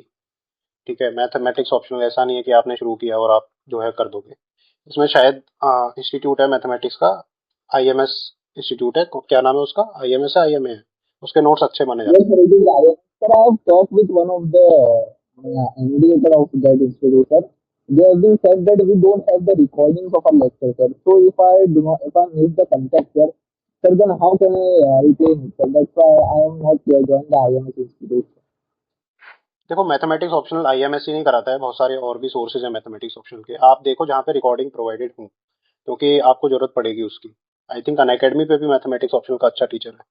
ठीक है, तो आप ये देखो, ट्राई करो, ढूंढो कि कौन सा अच्छा टीचर है मैथमेटिक्स के, और यूट्यूब पे सर्च मारो, गूगल पे सर्च मारो कि कौन से अच्छे टीचर हैं। ठीक है, आई think the person also matters a lot. ठीक है, कोचिंग के नाम से ही नहीं होता कि पर्सन जो पढ़ा रहा है उससे भी काफ़ी ज़्यादा इम्पैक्ट पड़ता है। आप देखो कौन टीचर हैं, और आई थिंक टेलीग्राम पे भी आप अगर अच्छे से सर्च करोगे तो लेक्चर्स मिल जाते हैं रिकॉर्डेड। नॉर्मल सब्जेक्ट के तो मिल जाते हैं, I don't know for mathematics, लेकिन हाँ सोशियोलॉजी वगैरह के और पीएसआईआर के तो लेक्चर रेडीली अवेलेबल है हर टीचर पे। तो आप देखो टेलीग्राम वगैरह पे थोड़ा सर्च करने की कोशिश करो। आप कहाँ से बिलोंग करते हैं, अभी कहाँ पर हैं आप? Sir, currently I am from Mumbai, sir. Mumbai में है ना? अच्छा, तो आप देखो टेलीग्राम देखो, या फिर आप देखो कि लोकल में कोई मतलब अच्छा कोचिंग है जो मैथमेटिक्स ऑप्शनल देता है, तो you can get in touch with a good teacher mentor. ठीक है। And sir, how can I prepare for the situation sir, that after the prelims examination, as people get around 2 months, sir. So sir, how can I manage all the GS subjects plus optional plus ऐसे sir? It How will can be I prepare? Difficult if you are, देखो अभी 2 साल है, ये सब नहीं सोचना है। ठीक है, अभी आप सेकंड ईयर में है ना, राइट, थर्ड ईयर में? Yes sir, I have completed my first year and I am entering in the second year. तो अभी से क्यों टेंशन ले रहे हो, 2 महीने में क्या करना है? पहले से रेडी करके रखना, उस 2 महीने में रिवाइज करोगे और क्या करोगे। And sir, how many questions of the optional should be prepared sir before the exam? It depends on optional, it depends on optional, but for mathematics you have to practice a lot. I think if there are 2.5 months, so at least 1.5 months will go in mathematics only, even if you are like revised 3 to 4 times. Math में अच्छा होना और mathematics optional में score करना is a different thing, दोनों में। और जो आप कह रहे हो ना स्कोरिंग है, आपने टॉपर के मार्क्स देखे, I have seen very good people, many good people who are way better than in mathematics, मतलब उनके अच्छे नंबर नहीं आते। ऐसा नहीं है सबके अच्छे नंबर आते हैं मैथ में, वो बस आपको दिखते नहीं है इसलिए आपको लगता है प्रॉपर के आ जाते हैं 350, तो आपको लगता है कि बहुत अच्छा स्कोरिंग ऑप्शनल है, बट 350 तो एंथ्रो में भी आते हैं। यस सर, ये open my I sir. Sir आपका मेंटरशिप प्रोग्राम वगैरह कब से आएगा, वो एमसीक्यू सॉल्विंग प्रीलिम्स के रिगार्डिंग इस टाइप का? देखो 10 तारीख से स्टार्ट है, ठीक है। Yes sir. Everything website and application will be live in 2-3 days, ठीक है। उसके बाद ही मैं यस यूट्यूब सर। पे प्रॉपर मतलब उसकी वीडियो बनाऊंगा। Yes sir. हाँ, लेकिन 10 से स्टार्ट है, 10 नवंबर ना? 10 नवंबर से। मेरा यस 1 सर। नवंबर और से वो प्लान जो था, लेकिन वो वेबसाइट और उसमें मुझे नहीं पता था इतना टाइम चला जाएगा मेरा। Yes sir. और सर वो किसी पिछले ने डाउट पूछ रहा था वो मैपिंग से रिलेटेड, तो जो प्लेसेस इन न्यूज का जो सेक्शन है वो विजन के आईआर और इन्वायरमेंट में अपलोड होता है। यस मैंने सर, आपको वो क्या बोला, सफिशिएंट है ना? सफिशिएंट है। मैंने आपको बोला कि अगर यस आपका सर। वर्ल्ड मैप माइंड में रेडी है, पॉलिटिकल वाला, नॉट फिजिकल वाला, यस सर। यस ठीक सर। है। पॉलिटिकल वाला अगर वर्ल्ड मैप माइंड में रेडी है, तो उसमें आपको बस फिल करनी है इन्फॉर्मेशन, मतलब बेस बना हुआ है। यस सर, उसका वेटेज भी कम है तो टाइम भी कम देंगे। यस। Yes sir. देखो एट मैक्स अगर it's a run day for the mapping section, तो 3 यस क्वेश्चन सर। आ जाएगी। 3 में से आप लिख के ले लो, एक क्वेश्चन तो ऐसा आएगा तो सब कर देंगे, एक क्वेश्चन ऐसा आएगा जो कोई नहीं कर पाएगा, एक क्वेश्चन आएगा यस तो सर। आपने जो पढ़ा है उसमें से आ जाएगा बस। वो मोस्टली वो मेडिटेरेनियन सी यही सब हाँ, के अराउंड घूमता है। और वो ऐसे पूछेगा कि उसमें ना कॉमन सेंस लगेगा। देखो यस सर। बेसिक्स तो आपको चाहिए ही चाहिए, लेकिन ऐसे पूछेगा कि कॉमन सेंस लगेगा उसमें। तो वहीं पे आपको, यस अगर सर। चिल माइंडेड है ना, अगर आप लिमिटेड प्रिपेयर करके गए हो और आप कॉन्फिडेंट हो कि जितना मैंने पढ़ा है उतने मैं से करूंगा वरना छोड़ दूंगा, आप चिल माइंड यस से सर। गए हो, तो उस टाइम आपका हिट होगा वो, मतलब आप कर लोगे उसे। Coolness is yes very sir. Necessary. अगर वो फोमो रहेगा कि यार मैंने सब कुछ नहीं करा और टेंशन में हूँ और पता नहीं क्या होगा, तो आधा सवाल भी छोड़ जाओगे, तीनों में तीनों गलत करा हो गया। तो ये माइंड सेट वो बहुत तो है जरूरी है, सर। माइंड सेट यस बहुत सर। जरूरी है। तो इसलिए be limited yes in sir. Your sources, and whatever you decide to complete, finish those resources 2-3 times, तो दैट आपके दिमाग में ये रहे इतने में से आया तो मैं करूंगा, इतने में से आया तो मैं ट्राई करूंगा, और नहीं आया तो छोड़ दूंगा। तो ये माइंड सेट के साथ यस चलो। सर। Yes sir. सर और एक मेरा ये कि साइकोलॉजिकल वाला एक इशू है कि मैं मतलब एकदम कॉन्शियस होके एक कुछ कुछ फ्रेमवर्क बनाता हूँ कि मेरे को ये चीजें करनी है, ये चीजें नहीं करनी। जस्ट एग्जांपल कि फास्ट फूड नहीं लेना है, और उसके बाद जिस शेड्यूल को बनाया है उसको 100% फॉलो करना है। तो उसमें कुछ कुछ कभी कभी थोड़ा फ्लक्चुएशन होता है। तो वैसे सिचुएशन में मैं ऐसा कर पाता हूँ कि उस दिन को मैं डिले करके कल से पूरा शुरू से चालू करूंगा, अच्छे से करूंगा, इस वाले ट्रैप में आ जाता हूँ और ये मेरे साथ बार बार होते ही रहता है। तो इससे मैं कैसे डील करूँ उसको बताइए। देखो पहली चीज ये है कि it depends on person to person. बहुत लोग जो है सुबह 4 बजे उठ के पढ़ते हैं, कई लोग जो यस है सर। पूरी रात मतलब सोते ही नहीं है, ठीक है। हम्म। और कई लोग जो है hmm. By nature overly disciplined होते हैं। तो मैं यस ये सर। बोलूंगा, first of all you write down what is your nature basically. Hmm. जैसे कि अगर कोई मेरे से कह दे कि भाई सुबह 4 बजे उठ के दौड़ लगा के आओ, मैं नहीं हम्म। करूंगा, चाहे कुछ भी हो जाए, ठीक है। Yes sir. 4 बजे क्या, मैं हम्म। 8 बजे भी नहीं करूंगा, I am a like late hmm. Riser, ठीक है। Hmm. But I work my ass off in the night, hmm. है ना। तो आप ये यस सर। देखो कि आपका नेचर क्या है, ट्रू नेचर क्या है। जैसे कि मैं यस आपको एक सर। एग्जांपल देता हूँ, स्लो एंड स्टडी कई लोगों का नेचर होता है कि they are slow hmm. But they are steady, hmm. मतलब 5 से 6 घंटे पढ़ रहे हैं बट पढ़ रहे हैं डेली, ठीक है। Hmm. Some people are like that कि they are like hard working and मतलब सब कुछ लगा देते हैं और then they burn out, yes sir. है ना। कई लोग ऐसे होते हैं, मैं उन कैटेगरी में से हूँ कि मैं 5-6 दिन कुत्ते की तरह मेहनत करूंगा, फिर मैं बर्न आउट हो जाऊंगा, फिर मैं सब कुछ हम्म। छोड़ दूंगा 2-3 दिन के लिए, फिर मैं मेरा वापस भी यही आऊंगा। वाला ही है सर। हाँ, तो अंडरस्टैंड योर नेचर। अगर आप इस नेचर के हो यस। और आप जो है डिसिप्लिन वाले को फॉलो कर रहे हो, तो समझ नहीं आया ना। हम्म। फिर आप उसको लिखो कि आप हम्म। किस चीज से मोटिवेटेड होते हो। कई लोग रेस्ट से मोटिवेटेड हम्म। होते हैं, जैसे कि 2 दिन से पड़े हम्म। हुए कुछ नहीं किया, ठीक है, हम्म। फिर लगा कि यार क्या जिंदगी है, खराब जिंदगी है, चलो कुछ कर ही लेते हैं। फिर जब कुछ करने बैठते हैं तो लगता हम्म। है कि यार इतना सारा करना है, फिर वो रिदम में आ जाते हैं, ठीक है। कई लोग प्रेशर से हम्म। मतलब मोटिवेटेड होते हैं कि उन्हें जब प्रेशर, कई लोग एक्सटर्नल प्रेशर से मोटिवेटेड होते हैं कि भाई मेरे पेरेंट्स यस मेरे सर। को बोले। कई लोग सेल्फ मोटिवेटेड होते हैं। तो try to find out what is your nature of motivation, yes sir. ठीक है, उसको लिखो। कि जैसे हम्म। आप जो है अ, जैसे किसी के कंपैरिजन से होते हो, जैसे आपका कोई दोस्त आगे निकल गया, ठीक है, हम्म।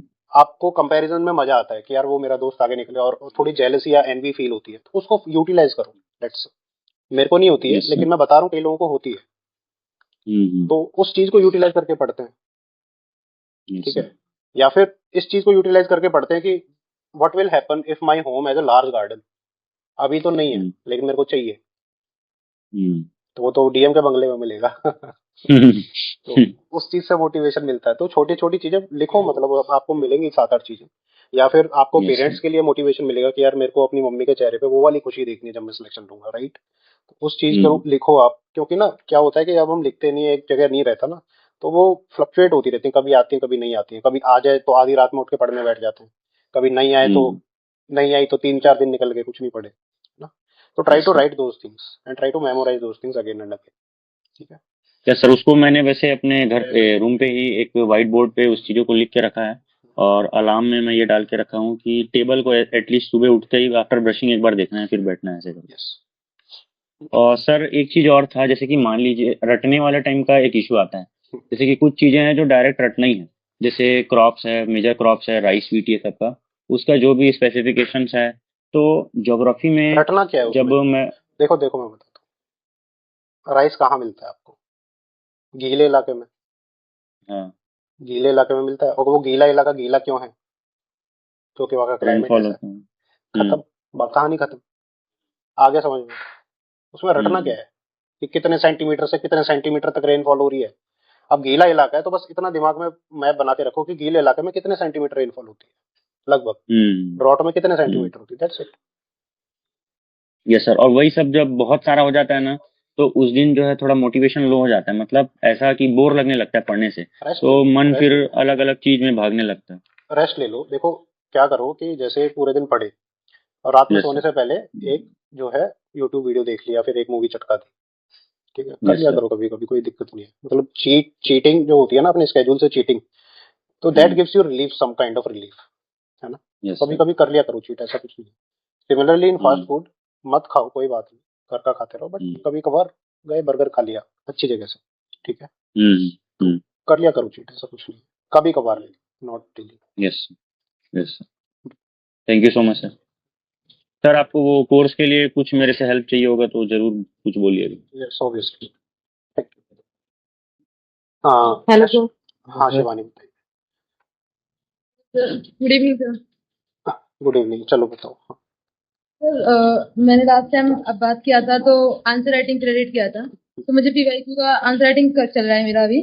तो मेरा मैं जो आंसर राइटिंग करती हूँ मतलब उसको पता है कि मैं आंसर पूरा लिख लेती हूँ, मतलब अपने माइंड से पूरा बनाकर उसे। तो जब मैं मॉडल आंसर या फिर चैट जीपीटी पे जाती हूँ तो मेरा सिर्फ 50% या 50% ही मैच कर पाता है, मतलब हाँ एग्जैक्ट हेडिंग वगैरह वो नहीं हो पाता। तो फिर मैं उसे अपना दोबारा से उसमें ऐड वैल्यू एडिशन करती हूँ, कुछ डालती हूँ उसमें, ऐसा चल रहा है। तो ठीक है, फिर इसमें और भी कुछ बढ़िया करना चल रहा पड़ेगा। है, बिल्कुल बढ़िया चल रहा है। अगर आप कह रहे हो कि चैट जीपीटी और 50% तक आपका सेल्फ आंसर आ रहा है, तो what can be the better thing than that? ChatGPT knows the sir world, जैसे यू नो सब योर हेडिंग्स सिलेबस। बनाते हैं ना सर, सब हेडिंग जो हम लिखते हैं तो वो थोड़ा मेरा अच्छे से नहीं बनता है, क्योंकि वो जो वर्ड्स बनाते हैं अच्छे से वो थोड़ा मेरे से मिस हो एक जाता है। एग्जांपल दो, एक एग्जांपल दो, क्वेश्चन बताओ। क्वेश्चन ऐसा होता है हाँ बताओ। सर, जैसे आर्ट एंड कल्चर का एक क्वेश्चन था लास्ट ईयर का 2023 का, explain the role of geographical factors toward the development of ancient India. तो मैंने इसमें से पहले हेडिंग में मतलब इंट्रो में जियोग्राफिकल फैक्टर बता दिए, मतलब कैसे कैसे फैक्टर्स हैं, हिमालय का, थार का और डेक्कन इधर नॉर्थ ईस्टर्न का, ऐसे ले लिया। फिर मैंने उसके बॉडी में रोल बताया कि जियोग्राफिकल फैक्टर का कैसे कैसे इम्पैक्ट मतलब पड़ रहा है, कैसे हम उससे प्रोटेक्ट हो पा रहे हैं, और कैसे इन्वर्जन से बचे मंगोल का वगैरह। तो उसमें मैंने फिर हेडिंग दिया हिमालय एज अ बैरियर, और थार डेजर्ट का दिया, नॉर्थ ईस्ट का दिया, फिर डेक्कन का डाला, कुछ ईस्टर्न कोस्ट का डाला, और रोमन से उस टाइम हम एंशिएंट में वो करते थे। पेस्टल एनालिसिस किया, जैसे रोल ऑफ जियोग्राफिकल क्या था? फैक्टर्स, रोल ऑफ क्या था? जियोग्राफिकल फैक्टर्स, ठीक है। अब ज्योग्राफी क्या? से एग्रीकल्चर कैसे प्रभावित हुआ, ज्योग्राफी से डिफेंस ऑफ इंडिया कैसे प्रभावित हुआ, ज्योग्राफी से कल्चर कैसे प्रभावित हुआ, ठीक है। अब इन जैसे ये पेस्टल एनालिसिस हो गया, ठीक है, मतलब उसको आपने डिफरेंट डिफरेंट जो सिलेबस के पॉइंटर्स हैं उसमें तोड़ दिया, जो जीएस का सिलेबस है उसमें तोड़ दिया, ठीक है। हाँ, अब तोड़ने के बाद उसको उसमें जो एग्जांपल दोगे ना वो एंशिएंट इंडिया के दे देना, बस खत्म। तो मतलब मतलब आप मैंने जैसे कैसे हेडिंग तोड़ोगे? बनाया, वो सही किया आपने, जो सब हेडिंग बनाई वो ठीक बनाई, लेकिन जो आप पॉइंट्स बना रहे हो ना, उसमें आप इस तरीके से उसको जो है सोचो कि ज्योग्राफी से एग्रीकल्चर कैसे प्रभावित हो रहा है, ज्योग्राफी से डिफेंस ऑफ इंडिया कैसे प्रभावित हो रहा है, ज्योग्राफी से उस टाइम की पॉलिटी कैसे प्रभावित हुई है, इन्वेजन वगैरह। ठीक है, फिर कल्चर कैसे प्रभावित हुआ ज्योग्राफी से। आपने देखा होगा जो भी फेस्टिवल्स हैं हमारे एंशिएंट इंडिया से आ रहे हैं, होली दीपावली, ये मतलब हमारे क्लाइमेट से प्रभावित हो रहे हैं, राइट ना। नवरात्रे हैं, ये क्लाइमेट से प्रभावित हो रहे हैं। ठीक है, फिर गॉड्स हमारे कैसे हैं, रेन गॉड है। ठीक है, फिर हमारे इंद्रा सन गॉड है ना। तो गॉड्स हमारे प्रभावित, रिलीजन कैसे प्रभावित हो रहा है। ठीक है, फिर बुद्धिज्म जैनिज्म हमारा आया, तो वो क्यों आया भाई, बैठ के सोच रहे थे वो लोग, बैठ के सोच क्यों रहे थे, क्योंकि लड़ नहीं रहे थे और पेट पेट में खाना था, इसलिए सोच रहे थे ना वो। आदमी भूखा रहता है और लड़ रहा है तो सोचेगा कैसे।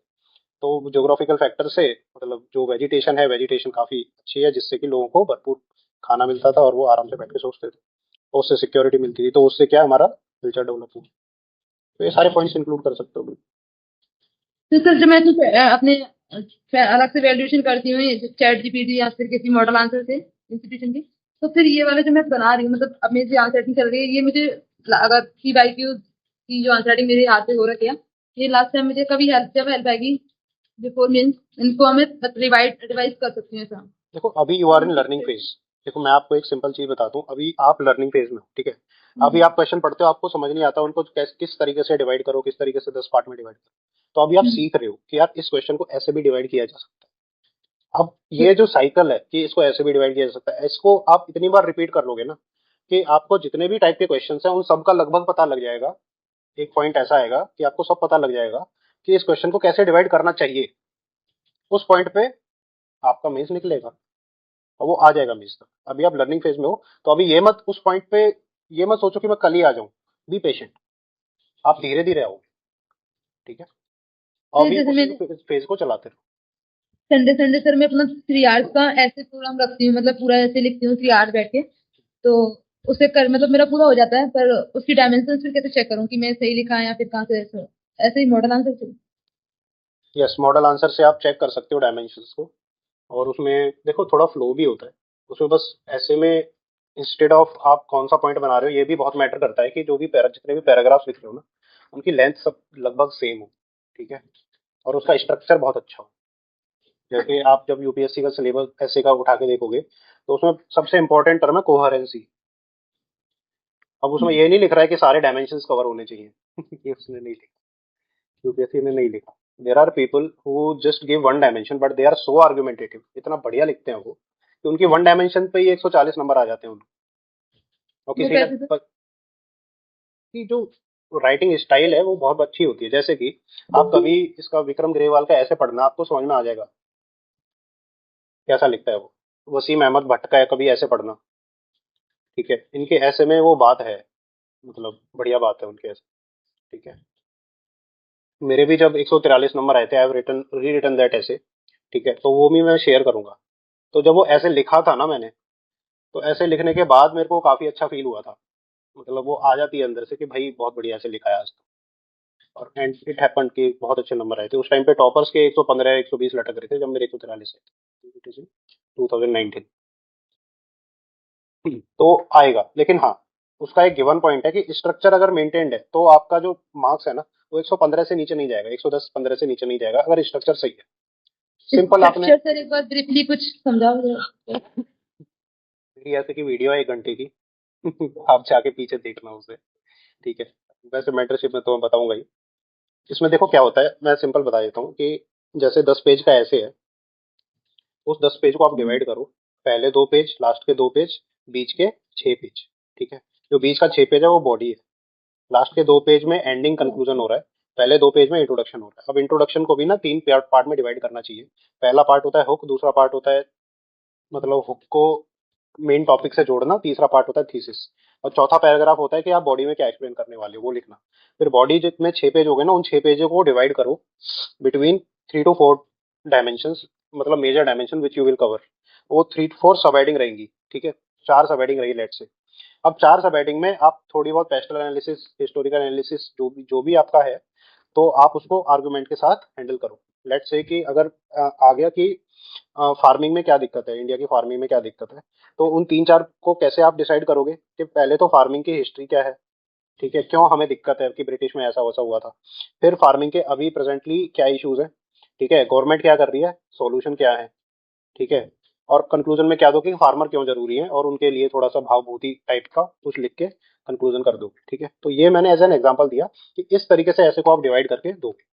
अब बात आती है कि ऐसे में वैल्यू एडिशन कैसे करो। वैल्यू एडिशन के लिए पहला जो पॉइंटर आ गया कि quote some things which are thoughtful. अब वो ऑथर भी हो सकता है किसी भी बुक का, आप बुक को भी कोट कर सकते हो किसी को, या फिर नॉर्मल कोटेशन आप दे सकते हो, ठीक है, या फिर जो भी आप मतलब कोटेशन रट के जाओ और उनको ऐसे लिखो अपनी लैंग्वेज में, मतलब पैराग्राफ के साथ जोड़ के। तो उससे क्या होता है कि आपका पैराग्राफ काफी अच्छा सुनने को मिलता है, ठीक है। मोस्टली टॉपर्स यही करते हैं। आपको लगता है कि यार टॉपर ने इतनी बढ़िया लाइन कैसे लिख दी, नहीं लिखी उसने। उसने क्या किया है, इतने सारे कोटेशन पढ़ी है, तो वो जो खुद लिखता है ना, उसकी राइटिंग स्टाइल में वो कोटेशन घुस गई है, समझ रहे हो। तो ऐसा होता है, इसलिए वो इतना अच्छा लिख पाता है। अब आप देखोगे जितने भी बड़े बड़े राइटर्स हैं, ठीक है, वर्ल्ड के जो भी बहुत अच्छी अच्छी किताबें लिखते हैं, they are very well read people. उन्होंने 1000 किताबें पढ़ी हैं तब जाके उन्हें वो, और जो दिमाग है ना हमारा, वो ऐसे ही काम करता है कि वो कॉपी पेस्ट ही करता है। Our brain is just a copy paste, right. जब बचपन से पैदा हुए जा रहे हो, पहले माँ बाप को कॉपी पेस्ट किया, फिर टीचर्स को कॉपी पेस्ट किया, फिर अपने पीयर्स को कॉपी पेस्ट किया, राइट। तो यही आज भी कॉपी पेस्ट ही हो रहा है। ऐसा नहीं है कि जो आप लर्न कर रहे हो या जो दिमाग में आइडिया भी आता है ना आपके, वो भी कहीं ना कहीं से copy paste. There is a very less original idea, ठीक है। तो आपको बस कॉपी पेस्ट ही करना है, मतलब इतने सारे ऐसे पढ़ो अच्छे अच्छे, ताकि आपको एक आइडिया मिल जाए। फॉर इंस्टेंस, आपने विक्रम ग्रेवाल के 4 ऐसे पढ़े, ठीक है, उसने एक हिस्टोरिकल पर्सपेक्टिव दिया किसी भी पर्टिकुलर चीज। तो जब भी आप ऐसे किसी का भी लिखोगे तो आपको हिस्टोरिकल चीज आएगी दिमाग। फॉर इंस्टेंस, मैंने एक ऐसे पढ़ा, मतलब एक आर्टिकल पढ़ा था बहुत 4-5 साल पहले का, आज तक याद है वो। उसमें ये था कि आर्गुमेंट उसका क्या था कि जो काम हम अच्छे के लिए करते हैं जरूरी नहीं कि वो अच्छा ही हो, उससे मतलब इम्पैक्ट उसका अच्छा ही हो। तो मीन्स वर्सेस एंड का है, ठीक है, डिबेट था। तो उसमें क्या था कि जब फ्रेयॉन्स डिजाइन हुए थे, राइट, जैसे क्लोरोफ्लोरोकार्बन होते हैं ना, तो उसके पहले जो फ्रीज जो फ्रीज फ्रीज होती थी हमारी, रेफ्रिजरेशन होता था, उसमें एमोनिया का बहुत ज्यादा यूज होता था। और एमोनिया का जब यूज होता था तो बहुत सारे लोग मर जाते थे, मतलब रेफ्रिजरेशन प्रोसेस में, ठीक है, और बहुत ज्यादा कॉम्प्लेक्स होता था। तो जब फ्रेयॉन्स का आविष्कार हुआ और फ्रिज हमारे रेफ्रिजरेशन यूनिट्स छोटे होने शुरू हो गए, तो जो उसका फाउंडर था उसको बोला गया कि भाई वो जीनियस आदमी है, उसने क्या करा कि एक मतलब दुनिया चेंज कर दी उसने, ठीक है, फ्रिज रेफ्रिजरेशन का आविष्कार करके। लेकिन बाद में क्या हुआ, ओजोन होल बन गया, राइट, ओजोन होल बन गया। That means that man might have killed the greatest number of humans in the history of the universe, मतलब history of the earth basically. और लेकिन जब उसने इन्वेंशन शुरू करी थी तो उसको क्या बोला गया था, ये मसीहा है, लेबर की जान बचाई है इसने, ठीक है। तो ये आर्गुमेंट था। अब इसको हम कहीं भी प्लेस कर सकते हैं, ठीक है। अब इस तरह के आर्गुमेंट मान लो आपके पास 25-30 है, ऐसे में कहीं भी यूज कर सकते हो। और how to collect these arguments, देखो बुक्स आती हैं, टेलीग्राम पे नोट्स चलते हैं, वहीं से ले लो आर्गुमेंट, मिल जाएंगे, बहुत सारे मिल जाएंगे। सर इसका एग्जांपल एक ग्रीन रिवॉल्यूशन भी है, ग्रीन, राइट। अब पंजाब में मान लो कैंसर। ग्रीन रेवोल्यूशन का आ गया, तो ये आप लिखोगे हुक में, मान लो ये लिख दिया आपने, आपने ये वाली स्टोरी लिख दी हुक में। अब फार्मिंग पे आ गया, ग्रीन रेवोल्यूशन का आ गया ऐसे, हुक में आपने ये लिख दिया। अब जो एग्जामिनर है वो, यार ये क्या लिखा है, अब आपने इसको ग्रीन रेवोल्यूशन से जोड़ दिया सेकंड पैराग्राफ में। एग्जामिनर को लाइट जलेगी कि यार किस लेवल का सोचा है इस बंदे ने, जलेगी कि नहीं जलेगी। फिर आपने थीसिस लिखी और उसको ऐसे शुरू कर दिया, वो पहले ही पहले पेज में ही इंप्रेस हो जाएगा। वो आपका ऐसे ऐसे ऐसे पढ़ता जाएगा, and if you are like even above average, little bit above average, तो आपको ऐसे में बहुत अच्छे नंबर दे देगा, 130-140, ठीक है।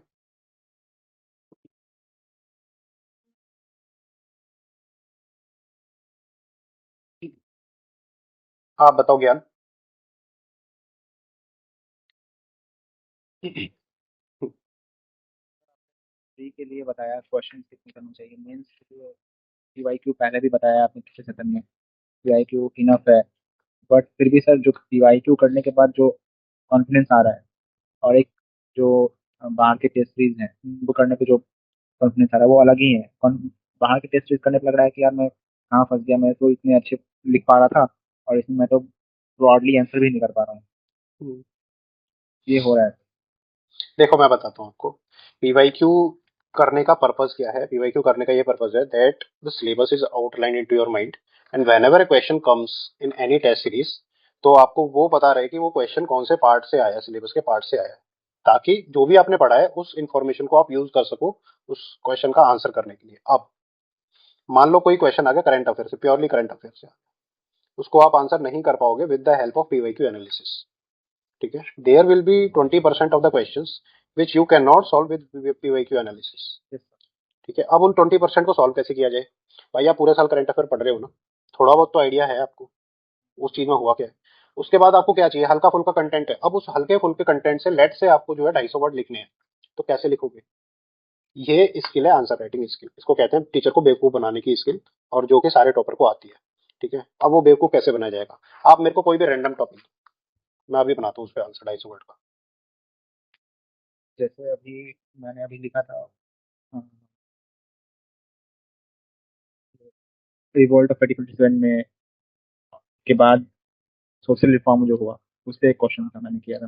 ठीक है, रिवोल्ट ऑफ 1857 के बाद जो सोशल रिफॉर्म मूवमेंट थे उसमें हुए। अब उसमें थोड़ी बहुत तो इन्फॉर्मेशन चाहिए।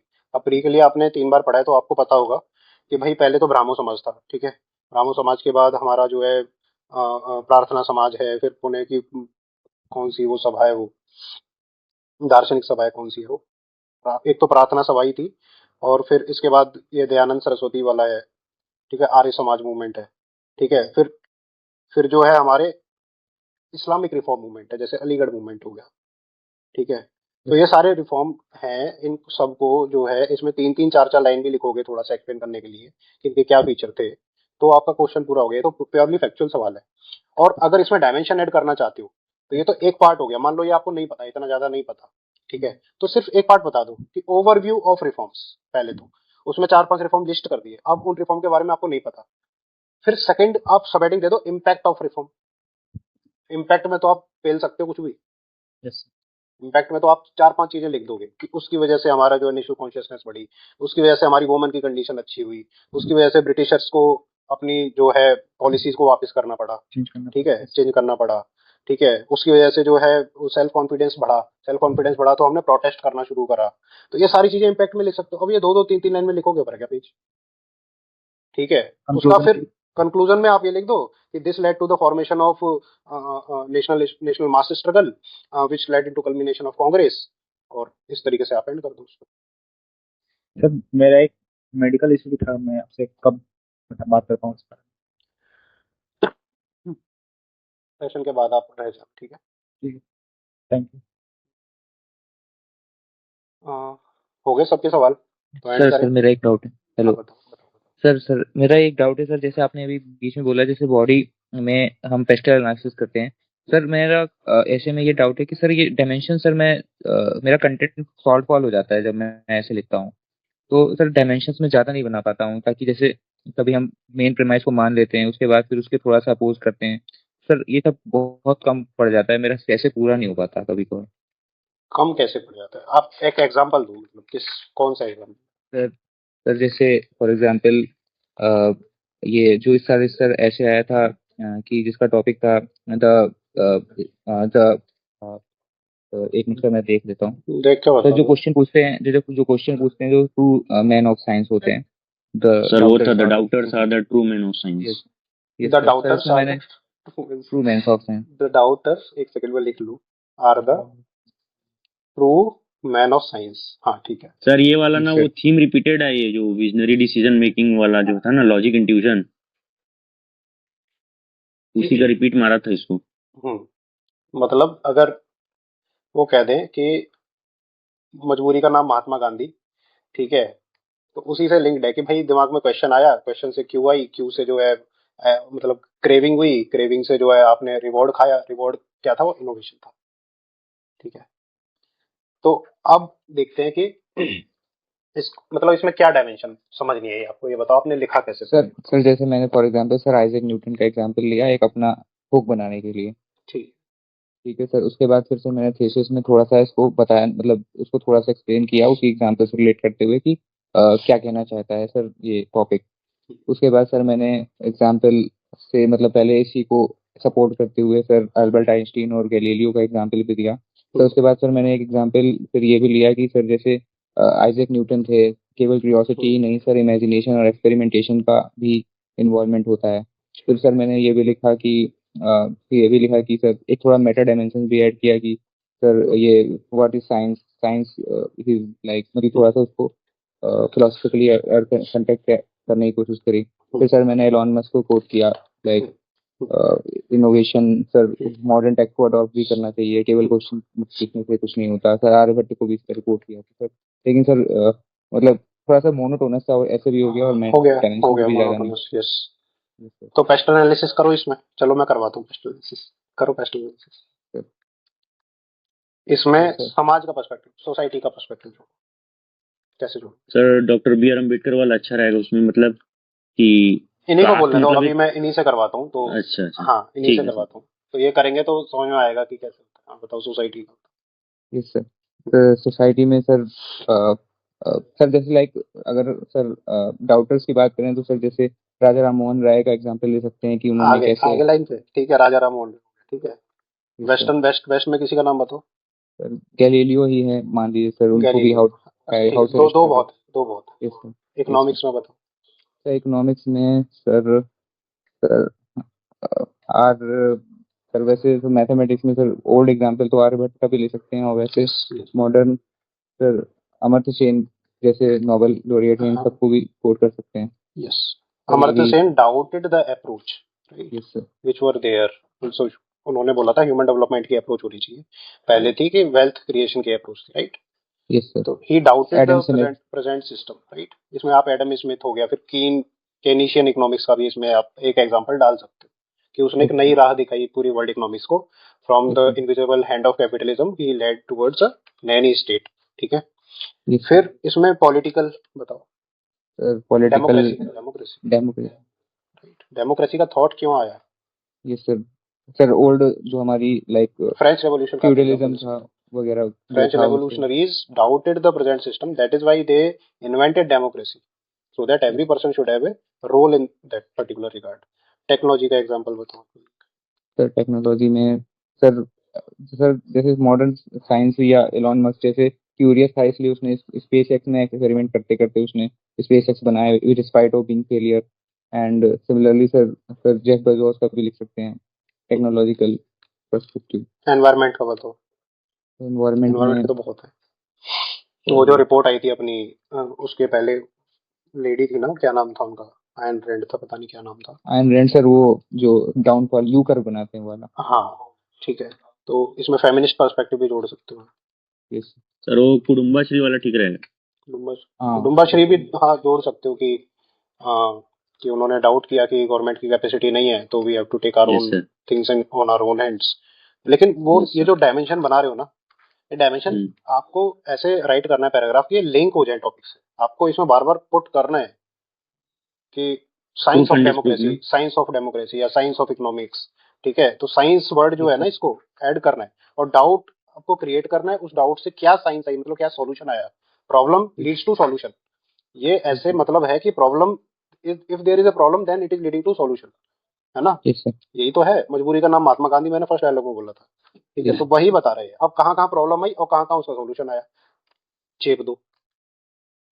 सर इसमें एक चीज पूछना था, ये स्पिरिचुअल वाला डाल सकते हैं क्या? वो जो भगवत गीता का श्लोक है, यदा यदा हि धर्म से, जब जब धर्म टूटेगा तब तक नया अवतार आएगा, ऐसा वाला। You can write it in conclusion, not in between. अच्छा तो जैसे इन्होंने कहा, मनीष ने उसको कहा, पहले सिंपल वर्ड में समझाओ उसे। जैसे कंक्लूजन आपने माइंड में डिजाइन किया, आप उसको सिंपल वर्ड में बता दो कि जब जब प्रॉब्लम आती है तब तब उसका सॉल्यूशन लेने के लिए माइंड में आइडियाज आते हैं, ठीक है। एज मतलब कृष्णा सेड, तो ये लिख सकते हो उसमें श्लोक को। Yes sir. अच्छा, सब्सटेंशिएशन रहेगा, इसे कंटेक्सचुअलाइज करना पड़ेगा। कंटेक्सचुअलाइज करना पड़ेगा, क्योंकि कुछ भी आप लिख देते हो ना, ये मेरे साथ गलती हुई थी। आई वुड से कि 2020 वाले अटेम्प्ट में जब मेरे मार्क्स कम हो गए थे, ठीक है, ये वाली गलती हुई थी कि इतना ज्यादा कंटेंट हो गया था, इतनी ज्यादा अच्छी अच्छी लाइंस आ गई थी कि मैं कंटेक्चुअलाइज कर, और हर पैराग्राफ में 2-3 में जोड़ना चाहता था लाइन, तो उससे ये हुआ कंटेक्चुअलाइज नहीं हुआ, तो ऐसे में मेरे कम नंबर हो गए। और 2021 वाले अटेम्प्ट में तो मेरा टॉपिक का जो ऐसे का टॉपिक है, मैं समझ ही नहीं, मतलब कुछ ही और डायमेंशन, कुछ और समझ लिया था मैंने, वो था नहीं। तो उसमें तो वो एक सबसे ऐसे, टफेस्ट ईयर था ना सर, इसलिए। हाँ, तो वो है सर नेवरदलेस। जैसे सर जैसे सर मैं जैसे आपके साथ कर रहा हूँ तो सर मेरे को पॉइंट्स आ जाते हैं दिमाग में अभी जैसे थोड़े बहुत, लेकिन सर जैसे अकेले में मतलब ब्रेन स्टॉर्मिंग आएंगे पेन कॉपी में आएंगे। करता हूँ तो थोड़ा समय लगता है वो समय इसलिए का। लगता है समय कि देयर, मतलब अभी ऐसा कोई है नहीं ना जो 4-5 बार बता दे। 4-5 बार बताने के बाद छठी बार से आ जाता है अपने आप। इससे ठीक है। And I have learned it in 6 years, right, 4-5 years, 3-4 साल तो लगे ही लगे ये सब चीजें सीखने में सेल्फ से। तो मैं नहीं चाहता कि आप जो है इतना टाइम लगाओ। तो ये चीज मैं बोल बोल के करा दूंगा आपको, 4-5 टॉपिक इस तरीके से मैं ब्रेन स्टॉर्म करवा दूं, तो छठे इससे टॉपिक में आप अपने आप कर लोगे। उसकी चिंता नहीं है, यू हैव द नॉलेज। मैंने, मेरा पॉइंट बस यही था। मैं सबको बोलता हूँ कि यू हैव द नॉलेज। जैसे उस दिन कोई पूछ रहा था ना किसी का, रेलवे वगैरह का, आप ही पूछ रहे थे क्या मनीष, कोई पूछ रहा था कि सर कौन वो सा सर? इंफ्रास्ट्रक्चर नहीं होता मेरे से, तो मैंने बोला सर मेरे सही सर मेरे साथ ही था। तुम्हारे साथ ही था, तो यस आ गया सर। ना, मतलब you have the yes knowledge, sir. Right. Yes sir. तो वो ही है कि नॉलेज सबके होती है, बस उसको जो है ना प्रोसेस करना और उसको बाहर निकालने का जो है उसमें देरी है बस। ये सर मेरे साथ जैसे मैं आंसर राइट करता हूँ जैसे एथिक्स का ही करता हूँ या जीएस का, तो सर जैसे डाटा तो बहुत सारा कलेक्ट करके रखा है लेकिन सर वो एट द पॉइंट वो याद नहीं आता कि उसे लाइक। स्ट्रक्चरिंग की प्रॉब्लम है।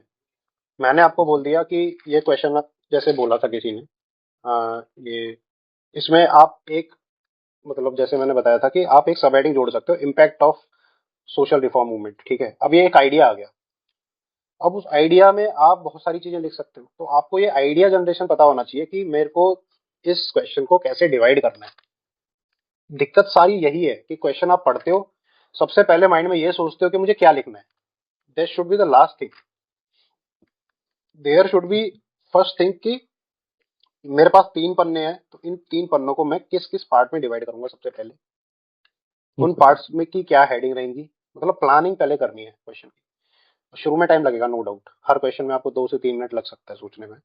But believe me, after given amount of practice it will be automatic. Question पढ़ते ही आपके दिमाग में आ जाएगा, फिर उसके बाद बस लिखने का टास्क रहता है। That is why the topper can complete the paper in less time then given by the UPSC, and still they score very high, they write very good answers because they have cracked that particular game. ठीक है, आप sir भी जैसे करोगे। कि उसका impact है तो उसने इक्वेलिटी प्रमोट किया, और जो कि आज आर्टिकल 14 में यूज किया जाता है कॉन्स्टिट्यूशन में।